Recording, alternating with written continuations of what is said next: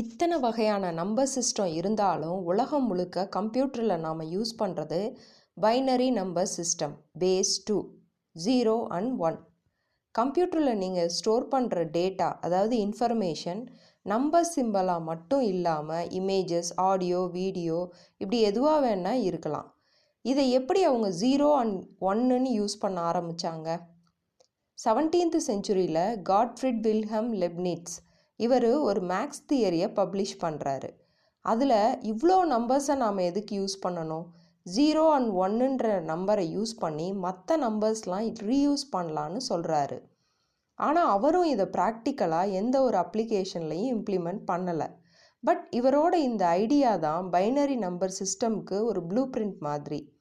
இதுக்கு பின்னால் வந்த 20th centuryயில் தான் இந்த கான்செப்டை எலக்ட்ரானிக் சர்க்கியூட்ஸில் யூஸ் பண்ண ஆரம்பித்தாங்க. அதாவது 1னா ஆன், 0னா ஆஃப். உங்கள் வீட்டில் இருக்கிற சுவிட்ச் போர்ட் சுவிட்சஸ் ஒரே மாதிரி இருக்கும். ஆனால் அதில் ஒரு சுவிட்சை ஆன் பண்ணிங்கன்னா லைட் எரியும், இன்னொரு சுவிட்ச் ஆன் பண்ணால் ஃபேன் ஓடும். பார்க்க சுவிட்சஸ் ஒரே ஷேப்பு இல்லை கலரில் இருந்தாலும் பின்னால் இருக்க எலக்ட்ரானிக் சர்க்கியூட்ஸ் வேறு ஆப்ரேஷன்ஸ் பெர்ஃபார்ம் பண்ணுது. அதே மாதிரி தான் கம்ப்யூட்டரில் இன்ஃபர்மேஷன் ஸ்டோர் பண்ண வேறு காம்பினேஷனில் 0 and 1 யூஸ் பண்ணுறோம். அதாவது 0, 1ன்ற இந்த 2 எண்களை பயன்படுத்தி மற்ற எல்லா நம்பர்ஸையுமே ரீயூஸ் பண்ணுறோம். இதுக்கு தான் டெசிமல் நம்பர் சிஸ்டத்தில் உள்ள பேஸ் 10 யூஸ் பண்ணாமல் பைனரி சிஸ்டமில் பேஸ் 2 யூஸ் பண்ணுறோம்.